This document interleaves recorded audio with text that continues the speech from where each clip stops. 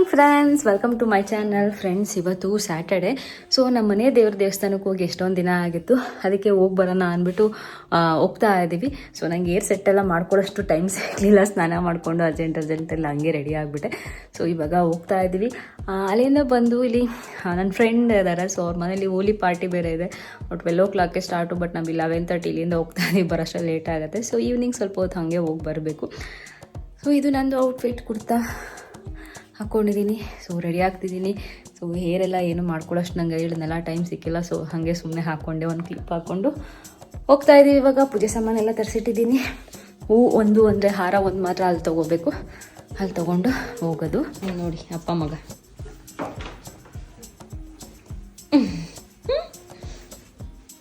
ನಂದು ಮಾತ್ರ ಬೇರೆ.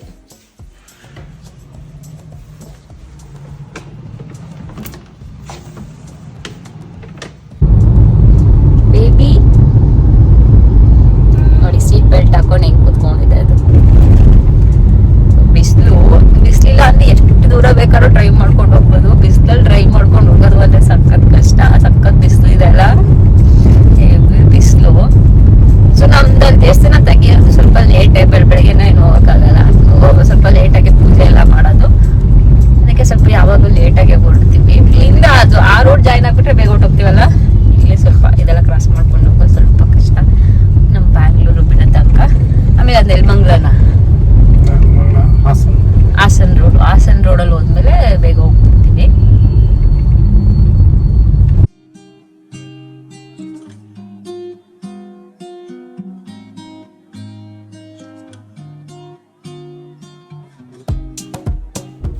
ಸೊ ಜಿಯನ್ ಬಿಸ್ಕೆಟ್ ಬೇಕು ಅಂದ. ಚಂದು ಅಲ್ಲಿ ಒಂದು ಬೇಕ್ರಿ ಇದೆ, ತಗೊಂಬರಕ್ಕೆ ಹೋಗಿದ್ದಾರೆ. ಸೊ ಲೇಟ್ ಆಯಿತು, ಬೇಗ ಹೊರಡ್ಬೇಕಿತ್ತು. ಇನ್ನೊಂದು ಸ್ವಲ್ಪ 11:15 ಹೊರಟ್ವಿ. ಆದರೆ ಇವ್ನಿಗೆ ಚಿಪ್ಸ್ ಬೇಕಂತೆ. 11:15 ಹೊರಟ್ವಿ, ಬಟ್ ಅಲ್ಲಿ ಲೇಟ್ ಆಗೋಯ್ತು. ಫುಲ್ ಟ್ರಾಫಿಕ್ ಜಾಮು ಅದು ಇದೆಲ್ಲ ಸಿಗಾಕೊಂಡ್ವಿ.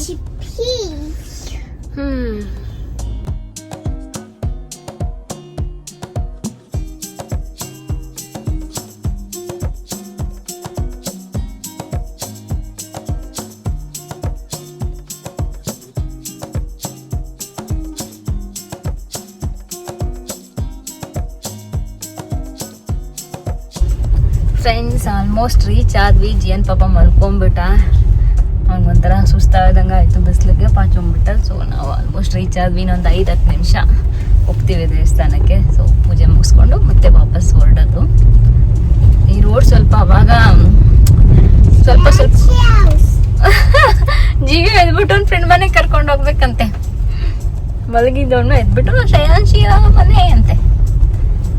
ಸೊ ರೋಡು ಅವಾಗ ಸ್ವಲ್ಪ ಕಿತ್ತೋಗ್ಬಿಟ್ಟಿತ್ತು. ಇವಾಗ ಎಲ್ಲ ರೆಡಿ ಮಾಡಕ್ ಜಾಸ್ತಿನೇ ಕಿತ್ತೋಗ್ಬಿಟ್ಟಿದ್ದಾರೆ, ಅದಕ್ಕೆ ಸ್ವಲ್ಪ ಲೇಟೇ ಆಗ್ತದೆ.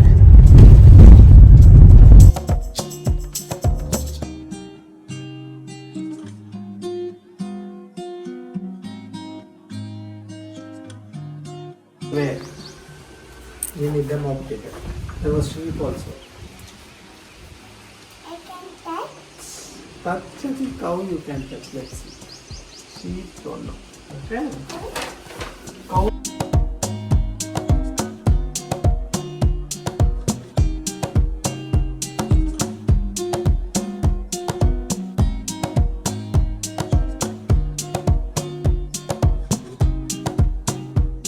ಸೊ ಫ್ರೆಂಡ್ಸ್, ಪೂಜೆ ಎಲ್ಲ ಮುಗೀತು, ಮತ್ತು ಪ್ರಸಾದ ಎಲ್ಲ ತಿಂದಿದ್ದಾಯಿತು. ಇವಾಗ ವಾಪಸ್ ಹೊರಡ್ತಾ ಇದ್ದೀವಿ. ಸೊ 3 o'clock ಆಗಿದೆ.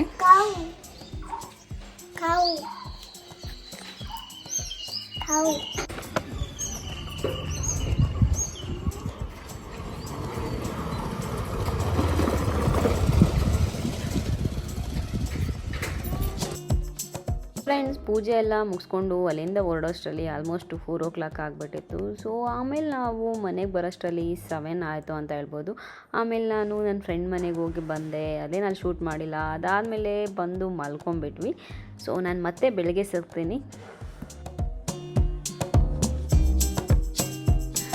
Welcome back friends. ನಾವು ದೇವಸ್ಥಾನಕ್ಕೆ ಹೋಗಿದ್ದ ಬ್ಲಾಗ್ ನೀವು ನೋಡ್ತಾ ಇದ್ದೀವಿ. ದೇವಸ್ಥಾನಕ್ಕೆ ಹೋಗಿ ಬಂದಮೇಲೆ ಫುಲ್ ಟಯರ್ಡ್ ಆಗಿಬಿಟ್ಟು ಮಲ್ಕೊಂಡ್ಬಿಟ್ಟಿದೆ.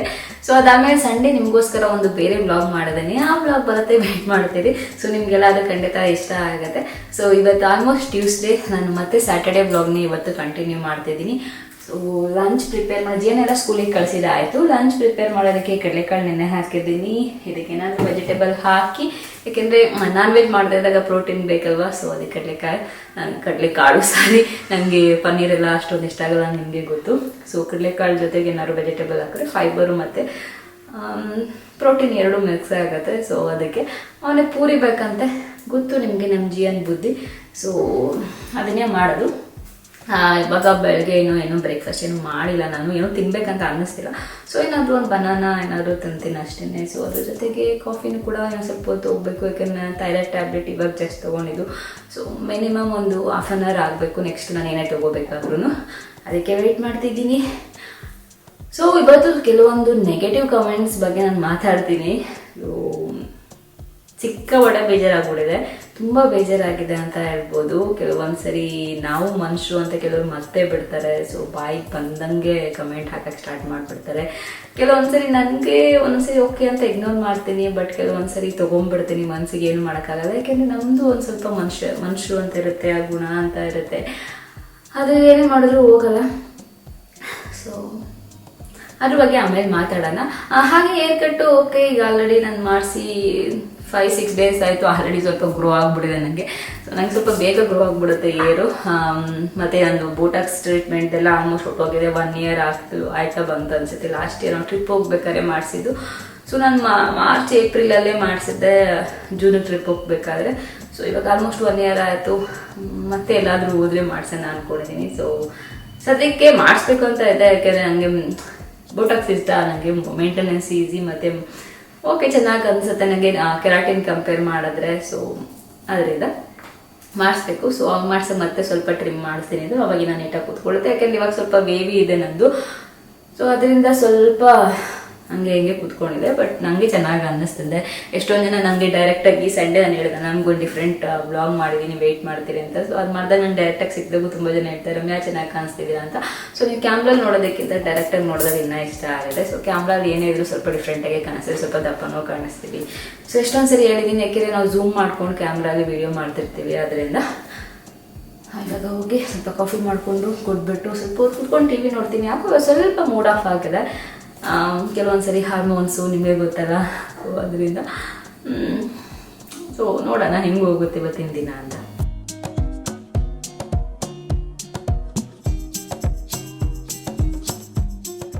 ಸೊ ನಾಳೆಗೆ ದೋಸೆ ಮಾಡೋಣ ಅಂದ್ಬಿಟ್ಟು ದೋಸೆಗೆ ಅಕ್ಕಿ ಎಲ್ಲ ನೆನೆ ಹಾಕ್ತಿದ್ದೀನಿ ನಾನು. ಗೊತ್ತಲ್ಲ, ಮಕ್ಕಳಾದ್ಮೇಲೆ ಅವರಿಗೆ ಏನು ಇಷ್ಟ ಆಗುತ್ತೆ, ಅವ್ರು ಏನು ಇಷ್ಟಪಟ್ಟು ತಿಂತಾರೆ ಅದನ್ನೇ ಮಾಡಬೇಕು. ಯಾಕೆಂದರೆ ಇಲ್ಲಾಂದರೆ ತಿನ್ನೋದೇ ಇಲ್ಲ, ಹಠ ಮಾಡ್ತಾರೆ. ಸೊ ಅದಕ್ಕೆ ಜಿಯನ್ಗೆ ಏನು ಇಷ್ಟ ಆಗುತ್ತೆ ಅದನ್ನೇ ಜಾಸ್ತಿ ನಾನು ಪ್ರಿಪೇರ್ ಮಾಡ್ತೀನಿ. ಸೊ ಓಕೆ, ನಾನು ಚಿಕ್ಕ ವಯಸ್ಸಲ್ಲಿ ಹಾಗೆ ಮಾಡ್ತಿದ್ದೆ. ಸೊ ನನಗೇನು ಇಷ್ಟ ಆಗುತ್ತೆ ಅದನ್ನು ತುಂಬ ಚೆನ್ನಾಗಿ ತಿಂತಿದ್ದೆ, ಇಲ್ಲಾಂದರೆ ತಿನ್ನೋ ಸ್ವಲ್ಪ ಹಠ ಮಾಡ್ತಿದ್ದೆ. ಸೊ ಜೀವನ ಇವಾಗ ಅದೇ ಮಾಡ್ತಾನೆ.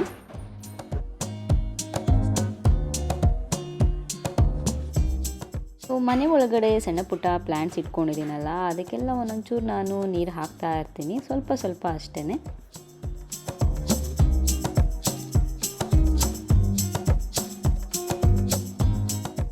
ಸೊ ಇದು ನನ್ನ ಟೈಮ್. ತುಂಬ ಸರಿ ಹೇಳಿದ್ದೀನಿ, 1 ಕಪ್ ಕಾಫಿ ಇಟ್ಕೊಂಡು ಸುಮ್ಮನೆ ಏನಾದರೂ ಟಿ ವಿಲಿ ನೋಡಿಕೊಂಡು ಇದೊಂಥರ ನನ್ನ ಟೈಮ್ ಅಂತ ಹೇಳ್ಬೋದು.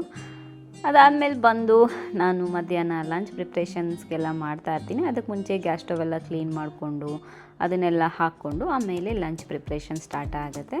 ಸೊ ನಾನು ಆವಾಗಲೇ ಹೇಳಿದಾಗೆ ಕಡಲೆಕಾಳು ಸಾಂಬಾರು ಮಾಡ್ತಾಯಿದ್ದೆ. ಸೊ ಅದಕ್ಕೆ ಸ್ವಲ್ಪ ವೆಜಿಟೇಬಲ್ಸ್ ಎಲ್ಲ ಹಾಕಿ ಮಸಾಲ ಹಾಕ್ಕೊಂಡು ಸಾಂಬಾರು ಮಾಡ್ತಾಯಿದ್ದೀನಿ. ನನಗೆ ತುಂಬ ಇಷ್ಟ ಆಗುತ್ತೆ. ನಂಗೆ ಪೂರಿಗಿಂತ ಮುದ್ದೆ ಇದ್ದರೆ ಇಷ್ಟ ಆಗುತ್ತೆ, ಬಟ್ ಜಿಯನ್ಗೆ ಪೂರಿ ಇಷ್ಟ. ಸೊ ಏನು ಮಾಡೋದು, ಎರಡೆರಡು ಏನು ಮಾಡೋದು ಅಂತ ನಾನು ಒಂದೇ ಮಾಡ್ತೀನಿ.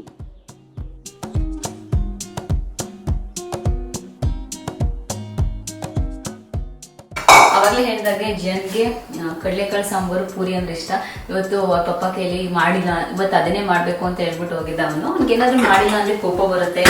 ಮಮ್ಮ ಯಾಕೆ ಮಾಡಿಲ್ಲ ಅಂತ ಅನ್ನತ್ತೆ. ಅದು ಎಕ್ಸ್ಪ್ರೆಷನ್ಸ್ ನೋಡೋಕ್ಕೆ ಚೆನ್ನಾಗಿರುತ್ತೆ. ಅದಕ್ಕೆ ಅವನೇನು ಗೊತ್ತಾ, ನಾನು ನಮ್ಮಮ್ಮ ಒಂದು ದೊಡ್ಡ ಹಿಂಸೆ ಕೊಡ್ತಿದ್ದೆ. ನಾಳೆ ಏನು ಮಾಡ್ತೀಯ, ರಾತ್ರಿ ಮಲ್ಕೋಬೇಕಾದ್ರೆ ನಾಳೆ ಬ್ರೇಕ್ಫಾಸ್ಟ್ ಏನು, ಆಮೇಲೆ ನಾನು ಕಾಲೇಜ್ಗೆ ಹೋಗಿ ಬರಬೇಕಾದ್ರೆ ಮಧ್ಯಾಹ್ನ ಏನು ಮಾಡಿರ್ತೀಯ ಅಂತ. ಸೊ ಇವಾಗ ಅವನು ನನಗೆ ಅದನ್ನೆಲ್ಲ ಕೊಡ್ತಾನೆ. ಅದಕ್ಕೆ ಏನು ಮಾಡಿಲ್ಲ ಅಂದರೆ ಕೋಪ ಬರುತ್ತೆ ಅವನಿಗೆ. ಒಂದು ಕ್ಯೂಟ್ ಎಕ್ಸ್ಪ್ರೆಷನ್ಸ್ ನೋಡ್ಬೋದು. ನೆನ್ನೆ ನೈಟೇ ಹೇಳಿದ್ದ. ಆಮೇಲೆ ಬೆಳಗ್ಗೆ ಹೋಗ್ಬೇಕಾದ್ರೆ ಹೇಳ್ತಾಗಿದ್ದ, ಮಮ್ಮ ನನಗೆ ಪೂರಿ ಮಾಡಿರ್ತೀರ ಅಂತ. ಸೊ ಅದಕ್ಕೆ ಇವಾಗ ಮಾಡಿಲ್ಲ ಅಂದರೆ ಬರುತ್ತೆ, ಅದು ನೋಡಿ ಚೆನ್ನಾಗಿರುತ್ತೆ. ಅದಕ್ಕೆ ಅಲ್ಲಿ ಪಪ್ಪ ಕೇಳ್ತಾನೆ, ಮಮ್ಮ ಇವತ್ತೇನು ಮಾಡಿರುತ್ತೆ ಮನೇಲಿ ಅಂತ ಕಾರ್ ಬೇಕಾದ್ರೆ. ಸೊ ಅವರು ಅದಕ್ಕೆ ಫಸ್ಟ್ ಅವರು ಹೋಗ್ಬೇಕಾದ್ರೆ ಕೇಳ್ಕೊಂಡು ಹೋಗಿರ್ತಾರೆ ಏನು ಮಾಡಿದ್ಯಾ ಅಂತ. ಸೊ ಅದಕ್ಕೆ ಇವತ್ತು ಚಂದ್ರಕ್ಕೆ ಹೇಳಿ ಕಳಿಸಿದ್ದೀನಿ ಸುಮ್ಮನೆ ಉಪ್ಪಿಟ್ಟು ಅಂತ ಹೇಳಿ. ಅದು ಉಪ್ಪಿಟ್ಟು ಅಂದರೆ ಇಷ್ಟ ಇಲ್ಲ ಅವನಿಗೆ, ಹೆಂಗೆ ಬೈತಾನೆ ಗೊತ್ತಾ ಉಪ್ಪಿಟ್ಟು ಅಂತಂದರೆ.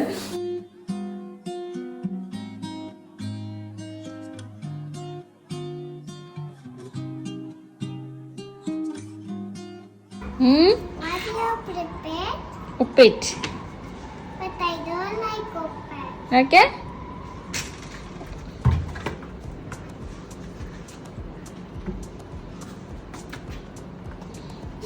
ಉಪ್ಪಿಟ್ಟು ಒಂದೊಂದು ದಿನ ತಿನ್ಬೇಕಪ್ಪ. ಏನು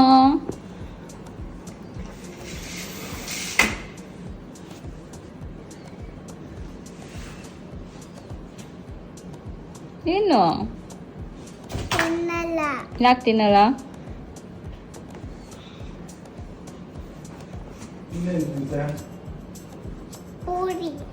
ಪೂರಿ ಗೋ.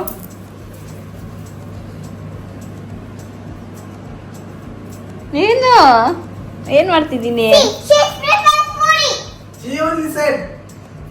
ಉಪ್ಪಿಟ್ಟು ಅಂತ ಕೇಳು. ಹೂ ಸೆಡ್?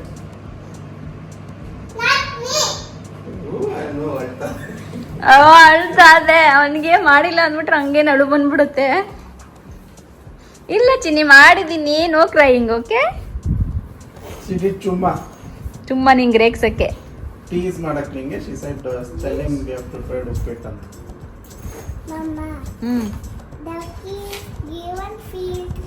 Field trip.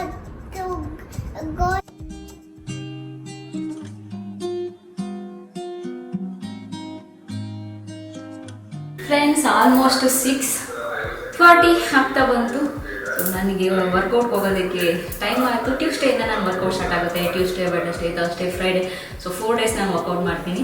ಸೊ ಮತ್ತೆ Saturday, Sunday, Monday break. Monday ತೊಗೊಳ್ಳೋದು ಅವರು. ಸೊ ಸ್ಯಾಟರ್ಡೇ, ಸಂಡೇ ಹೆಂಗೂ ಮಾಡ್ತೀನಿ. ಇಲ್ಲ ವೀಕ್ಲಿ 5 days ವರ್ಕೌಟ್ ಮಾಡಿದ್ರೆ ಸಾಕು.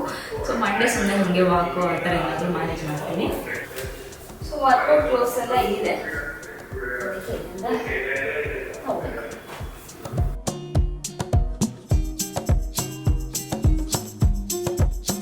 Welcome back friends. ಸೊ ಏನೇ ಬ್ಲಾಗ್ ಮಾಡ್ತಾ ಇದ್ದೆ, ನೀವು ನೋಡ್ತಾ ಇದ್ರಿ ಮನೆ ಕೆಲಸ ಮತ್ತು ಅದು ಎಲ್ಲ. ಸೊ ಅದ್ರ ಜೊತೆಗೆ ನಾನು ಇವತ್ತೇನಂದರೆ ಎಷ್ಟು ಅಂದರೆ ಸೊ ನಂದು ಹೇರ್ ಕಟ್ ಆದಮೇಲೆ ಕೆಲವೊಂದು ಕಮೆಂಟ್ಸ್ ಅಂತೂ ಅಪ್ಪ ಏನಕ್ಕೆ ಅಂದರೆ ಎಷ್ಟು ಕೆಲವರು ಓಕೆ, ಕೆಲವ್ರಿಗೆ ಇಷ್ಟ ಆಗಲ್ಲ. ನಾನು ಅವಾಗಲೇ ಅದು ಬ್ಲಾಗ್ ಮಾಡ್ಬೇಕಾದ್ರೆ ಹೇಳಿದೆ, ನಾನು ಯಾವಾಗಲೂ ಒಂದೇ ಹೇರ್ ಸ್ಟೈಲನ್ನು ನೋಡಿರ್ತೀರಾ, ಏನಾದರೂ ಡಿಫ್ರೆಂಟಾಗಿ ಮಾಡಿಸಿದಾಗ ನೀವು ಅದನ್ನು ಇಷ್ಟಪಡೋಕ್ಕೆ ಸ್ವಲ್ಪ ಕಷ್ಟ ಆಗುತ್ತೆ ಅಂತ. ಕೆಲವರು ಓಕೆ ರಮ್ಯಾ ನಿಮ್ಗೆ ಸೂಟ್ ಆಗ್ತಿಲ್ಲ ಅಂತ ಬರೋದು. ಬಟ್ ಮತ್ತೆ ಕೆಲವರು ಹಿಂಗೆ ಅಂದರೆ ಎಷ್ಟು ಕೆಲವ್ರಂತೂ ಸುಮ್ಮನೆ ಏನಂದರೆ ಅವ್ರಿಗೇನು ಗೊತ್ತಾ, ಪಾಸಿಟಿವ್ ಆಗಿರೋದಕ್ಕೆ ಗೊತ್ತಿರಲ್ಲ ಅಂತ ಅನಿಸುತ್ತೆ. ಏನಾದರೂ ಹುಡುಕ್ತಾ ಇರ್ತಾರೆ. ಏನಾದರೂ ನಾವು ಒಳ್ಳೆ ವ್ಲಾಗ್ಸ್ ಮಾಡಿದಾಗ ಎಲ್ಲ ಎಷ್ಟೊಂದು ಜನಕ್ಕೆ ಇಷ್ಟ ಆದಾಗ ಅವಾಗ ಬಂದು ಕಮೆಂಟ್ಸ್ ಹಾಕೋದೇ ಇಲ್ಲ. ಸೊ ಬಟ್ ಏನಾದರೂ ಒಂದು ಬ್ಲಾಗಲ್ಲಿ ಏನಾದರೂ ಒಂದು ತಪ್ಪು ಇರಲೇಬೇಕು, ಅಕಸ್ಮಾತ್ ಏನಾದರೂ ಒಂದು ಇದು ಮಾಡಲೇಬೇಕು, ನೆಗೆಟಿವ್ ಇದು ಮಾಡೋಕ್ಕೇ ಹುಡುಕ್ತಾ ಇರ್ತಾರೆ. ಸೊ ಅದನ್ನ ಇಟ್ಕೊಂಡು ಕೆಟ್ಟದಾಗಿ ಮಾಡೋದು, ತುಂಬ ಕೆಟ್ಟದಾಗಿ ಕಮೆಂಟ್ ಹಾಕೋದು. ಸೊ ನಾನು ಡಿಲೀಟ್ ಮಾಡ್ತೀನಿ, ಇಟ್ಕೊಳ್ಳಲ್ಲ. ನಾನು ತುಂಬ ಸರಿ ಹೇಳಿದ್ದೀನಿ, ಕಮೆಂಟ್ ಹಾಕಿದ ತಕ್ಷಣ ಅದು ನಮಗೂ ಹರ್ಟ್ ಆಗುತ್ತೆ. ನಾವು ನಾರ್ಮಲ್ ಮನುಷ್ಯರು, ನಾವು ಕೂಡ ಏನಂದರೆ ನಾವೇನು ಬೇರೆ ಇದಿಲ್ಲ, ನಾವು ಅಷ್ಟೊಂದು ಸ್ಟ್ರಾಂಗ್ ಆಗಿದ್ದೀವಿ ಆ ಥರ ಎಲ್ಲ ಹೇಳಕ್ಕೆ ಬರಲ್ಲ. ನಾವು ಎಷ್ಟೇ ಸ್ಟ್ರಾಂಗ್ ಆಗಿದ್ರು ಒಂದೊಂದ್ಸರಿ ನಮಗೂ ಕೂಡ ಬೇಜಾರಾಗುತ್ತೆ. ಓಕೆ, ನನಗೂ ಒಂದೊಂದ್ಸರಿ ನಿಜ ಹೇಳಬೇಕು ಅಂದರೆ ಆ ಥರ ಒಂದೊಂದ್ಸರಿ ಕಮೆಂಟ್ಸ್ ನೋಡಿದಾಗ ಸಾಕಪ್ಪ ವಿಡಿಯೋ ಮಾಡೋದೇ ಬೇಡ ಅಂತ ಅನಿಸ್ಬಿಡುತ್ತೆ. ನಿಜವಾಗ್ಲೂ ಏನಂದರೆ ಅಯ್ಯೋ ಏನಕ್ಕೆ ಮಾಡಬೇಕು, ಯಾಕೆ ಇಷ್ಟೊಂದೆಲ್ಲ ಈ ಥರ ಎಲ್ಲ ಕಮೆಂಟ್ಸ್ ಬಂದಿದೆ, ಸಾಕು ನಿಲ್ಲಿಸ್ಬಿಡೋಣ ಅಂತ ಎಷ್ಟೊಂದು ಸರಿ ಹಂಗೆ ಅನಿಸ್ಬಿಡತ್ತೆ ಕೆಲವೊಂದು ಸರಿ ಆ ಥರ ಕಮೆಂಟ್ಸ್ ನೋಡಿದಾಗ. ಬಟ್ ಅದೇ ರೀತಿ ಪಾಸಿಟಿವ್ ಕಮೆಂಟ್ಸ್ ಕೂಡ ಇರುತ್ತೆ. ಸೊ ಇವಾಗ ನಾನು ಹೊರಗಡೆ ಹೋದಾಗ ಸಂಡೇ ಒಂದು ವಿಡಿಯೋ ಪ್ಲ್ಯಾನ್ ಮಾಡಿದ್ದೆ, ಹೊರಗಡೆ ಹೋಗಿದ್ದೆ. ನಂಗೆ ಎಷ್ಟೊಂದು ಜನ ಸಿಕ್ಕಿದ್ರು. ಸೊ ಅದಾದಮೇಲೆ ಅವರೆಲ್ಲ ಎಷ್ಟು ಚೆನ್ನಾಗಿ ನನಗೆ, ರಮ್ಯಾ ನೀವು ತುಂಬ ಚೆನ್ನಾಗಿ ಮಾಡ್ತೀರಾ ವ್ಲಾಗ್ಸು, ತುಂಬ ಚೆನ್ನಾಗಿ ಕಾಣಿಸ್ತಿದ್ದೀರಾ. ಸೊ ಆ ಥರ ಎಲ್ಲ ಹೇಳಿದಾಗ ಓಕೆ, ನಮಗೂ ಒಂಥರ ಓಕೆ ಖುಷಿ ಆಗುತ್ತೆ. ನಂಗೆ ಗೊತ್ತಿಲ್ಲ, ಬಟ್ ನನಗೆ ಇಲ್ಲಿ ಹೇರ್ ಸ್ಟೈಲ್ ಎಲ್ಲರೂ ತುಂಬ ಇಷ್ಟಪಟ್ಟರು, ಎಲ್ಲರೂ ತುಂಬ ಚೆನ್ನಾಗಿದೆ ಅಂತ ಹೇಳಿದ್ರು. ಇವಾಗಲೂ ನಾನು ಹೊರಗಡೆ ಹೋದಾಗೆಲ್ಲ ಹೇಳ್ತಿರ್ತಾರೆ, ನನ್ನ ಫ್ರೆಂಡ್ಸ್ ಆಗಿರ್ಬೋದು, ವಿಲ್ಲಾಗ್ ಆಗಿರೋರು ಆಗ್ಬೋದು, ರಮ್ಯಾ ಡಿಫ್ರೆಂಟ್ ಆಗಿದೆ, ಚೆನ್ನಾಗಿ ಕಾಣಿಸ್ತಿದೆ ಅಂತ. ಅದು ಅದಾದಮೇಲೆ ಒಂದ್ಸರಿ ಒಂದ್ಸರಿ ಏನಾಗ್ಬಿಡುತ್ತೆ ಅಂದರೆ ನಾನು ಬ್ಯುಸಿ ಇರ್ತೀನಿ, ಕಮೆಂಟ್ಸ್ ನೋಡಿರಲ್ಲ, ಯಾವಾಗಲಾದ್ರೂ ಒಂದ್ಸರಿ ಕಮೆಂಟ್ ನೋಡ್ತೀನಿ ನಾನು. ಸೊ ಅವಾಗ ನೋಡಿದಾಗ ಹಿಂಗೆ ಅನಿಸುತ್ತೆ ಅಂದರೆ ತುಂಬ ಬೇಜಾರಾಗುತ್ತೆ. ಒಂದೊಂದ್ಸರಿ ನೀವು ನಂಬೋದಿಲ್ಲ, ಅಳುನು ಬಂದುಬಿಡತ್ತೆ ಆ ಥರ ಕಮೆಂಟ್ಸ್ ಎಲ್ಲ ನೋಡಿದಾಗ. ನಾನಂತಲ್ಲ, ಎಷ್ಟೊಂದು ಜನ ಬ್ಲಾಗರ್ಸ್ಗೂ ಅಷ್ಟೇ, ಯಾರಾದರೂ ವಿಡಿಯೋ ಮಾಡಿರ್ತಾರೆ, ನಾನು ನೋಡಿರ್ತೀನಿ ಈ ಥರ ಕಮೆಂಟ್ ಹಾಕಬೇಡಿ, ಆ ಥರ ಕಮೆಂಟ್ ಹಾಕಬೇಡಿ ಅಂತ. ಬಟ್ ಅಷ್ಟೇ ಅವರಿಗೂ ಕೂಡ ಅದು ಹರ್ಟ್ ಆಗಿರುತ್ತೆ. ಬಟ್ ನಾನು ಏನಂದರೆ ಜಾಸ್ತಿ ಆ ಥರದ್ದು ಮಾಡೋಕ್ಕೋಗಲ್ಲ. ಯಾವಾಗಲಾದರೂ ಒಂದೊಂದ್ಸರಿ ನನಗೂ ಈ ಥರ ಆದಾಗ, ತುಂಬ ಬೇಜಾರಾದಾಗ ನಾನು ಹೇಳ್ಕೊತೀನಿ, ಮಾಡಬೇಡಿ ಆ ಥರ ನೆಗೆಟಿವ್ ಕಮೆಂಟ್ಸು, ತುಂಬ ಕೆಟ್ಟದಾಗಿ ಅಂತ. ಇನ್ನೇನು ಇಲ್ಲ, ನಿಮ್ಗೆ ಇಷ್ಟ ಆಗಿಲ್ವಾ ನೋಡೋದಕ್ಕೆ ಹೋಗಬೇಡಿ. ಬೇರೆ ನಿಮ್ಗೆ ಏನು ಇಷ್ಟ ಆಗುತ್ತೆ ಅದನ್ನು ನೋಡಿ, ಯಾರೂ ಫೋರ್ಸ್ ಮಾಡಲ್ಲ ಅಲ್ವಾ ನೋಡಿ ಅಂತ. ಸೊ ನಮಗೆ ಇಷ್ಟ ಆಗುತ್ತೆ, ನಾವು ವ್ಲಾಗ್ಸ್ ಮಾಡೋದು ನಮ್ಮ ಕೆಲಸ, ಅದಕ್ಕೆ ಎಷ್ಟು ಟೈಮ್ ತೊಗೊಳುತ್ತೆ, ಅದೆಷ್ಟು ಕಷ್ಟ ಇದೆ ಅಂತ ನನಗೆ ಗೊತ್ತು ಅದು. ಏಕೆಂದರೆ ನಾನು ಫಸ್ಟಿಂದನೂ ಅಷ್ಟೇ, ಸುಮ್ಮನೆ ನಾನು ಒಂದು ಡೈಲಿ ವ್ಲಾಗ್ ಮಾಡ್ತಿದ್ದೀನಿ ಅಂದರೆ ಸುಮ್ಮನೆ ನಾನು ಮಾತಾಡ್ಕೊಂಡು ಹೋಗೋಲ್ಲ. ನನ್ನ ವ್ಲಾಗಲ್ಲಿ ನಾನು ಕ್ಯಾಮ್ರಾ ಇಡೋದಾಗಿರ್ಬೋದು, ನಾನು ಡೈಲಿ ಲೈಫ್ ಹೇಗಿರುತ್ತೆ ಅದನ್ನು ನಾನು ತೋರಿಸೋದಕ್ಕೆ ಟ್ರೈ ಮಾಡ್ತೀನಿ. ಅದು ನಿಮಗೆ ಒಂದು ನನ್ನ ಲೈಫಲ್ಲಿ ನಡೀತಾ ಇರೋದು, ಅವತ್ತು ಏನು ಮಾಡ್ತಾ ಇದ್ದೀನಿ ಅದು ನಿಮಗೆ ಗೊತ್ತಾಗಬೇಕು. ಸೊ ಆ ರೀತಿ ಒಂದು ಕ್ಯಾಮ್ರಾ ಇಡೋದಾಗಿರ್ಬೋದು, ಎಡಿಟಿಂಗ್ ಆಗಿರ್ಬೋದು, ಅದೆಲ್ಲ ನಾನು ಅವತ್ತಿನ ದಿನ ಸ್ಟೋರಿ ಕ್ರಿಯೇಟ್ ಮಾಡೋದಾಗಿರ್ಬೋದು, ಬ್ಲಾಗ್ ನಾನು ಸುಮ್ಮನೆ ರ್ಯಾಂಡಮಾಗಿ ವ್ಲಾಗ್ ಮಾಡಲ್ಲ. ಈ ಥರ ಎಷ್ಟೊಂದು ಕೆಲಸ ಇರುತ್ತೆ. ಆಮೇಲೆ ಎಡಿಟಿಂಗಿಗೆ ಕೂಡ ಅಷ್ಟೇ, ನನಗೆ ಯಾರು ಬೇರೆ ಎಡಿಟಿಂಗ್ ಮಾಡಲ್ಲ, ನಾನೇ ಎಡಿಟಿಂಗ್ ಮಾಡೋದು.